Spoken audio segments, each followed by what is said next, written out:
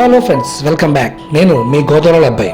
ఈరోజు మనం చూడబోతున్నాము తిరుమల కొండపై మరొక అత్యంత పవిత్రమైనటువంటి పుణ్యక్షేత్రం జాపాలి తీర్థం. టీడీపీ ప్రకటించడానికి ముందే తిరుమలలో ఆంజనేయుడి అనుబంధానికి సంబంధించి ఎన్నో ఆధారాలు కనిపించాయి.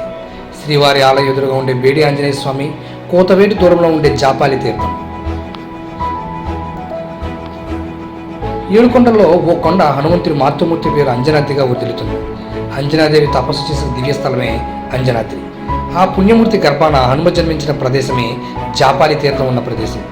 రావణ సంహారం తర్వాత సీతా సమేతంగా అయోధ్యకు వెళ్లే ముందు శ్రీరాముడు జాపాలి తీర్థంలో కొంతకాలం విడిది చేసినట్లు మరో కథనం. ఆ సమయంలో శ్రీరామచంద్రుడు స్నానం చేసిన తీర్థానికి శ్రీరామ తీర్థమని, సీతాదేవి జలకమడిన తీర్థానికి సీతా తీర్థమని పేర్లు వచ్చాయి. ఇవి ఆలయానికి తూర్పున ఒకటి, పడమర ఒకటి ఉన్నాయి. జాపాలి తీర్థంలో హనుమ జన్మస్థలానికి ప్రతీకగా ఆలయం నిర్మించారు. పూర్వం జాపాలి అనే మహర్షి తన శిష్యులతో కలిసి శ్రీ వెంకటేశ్వర స్వామికి సేవలు చేసేవారట. శ్రీనివాసునికే జాపాలి మహర్షి జననం ఆచరించి ప్రసన్నం చేసుకోవడంతో ఈ తీర్థానికి జాపాలి అనే పేరు వచ్చింది. 15వ శతాబ్దంలో విజయరాఘవరాయలు ఈ ఆలయాన్ని నిర్మించినట్లు శాసనాలు చెబుతున్నాయి. తిరుమల క్షేత్రం మహంతుల పాలనలోకి వెళ్ళిన తర్వాత జాపాలి తీర్థాన్ని అభివృద్ధి చేశారు. ఇప్పటికీ జాపాలి తీర్థం మహంతుల పాలనలోనే ఉన్నాయి. టీటీడీలో ఎంతోమంది ఈవోలుగా సేవలందించారు. అయితే ఎవరి ప్రత్యేకత వారిది.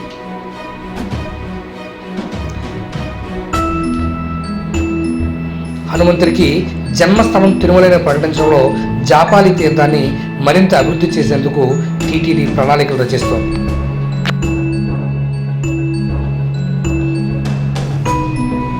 తిరుమలలో చూడాల్సిన ముఖ్యమైన ప్రదేశాలలో జాపాలి తీర్థం ఒకటి. ఇక్కడ వెలిసిన హనుమంతుడికి చాలా పురాణ ప్రాముఖ్యత కలిగిన చరిత్ర ఉంది. ఈ ప్రదేశంలో ఎందరో మహాత్ములు, యోగులు, సాధువులు సిద్ధి పొంది తరించారు. దేవతలు నడయాడిన ప్రదేశం ఈ జాపాలి. సాక్షాత్తు హనుమంతుడి కోసం తల్లి అంజనాదేవి తపస్సు చేసిన పవిత్ర ప్రదేశం.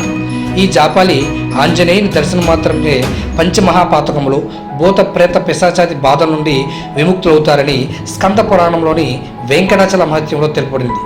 అంతటి అద్భుతమైన మహిమ గల ఈ జాపాలి ఆంజనేయ స్వామి ఆలయం గురించి మరిన్ని ఆసక్తికర విశేషాలు ఈ వీడియోలో చూడండి.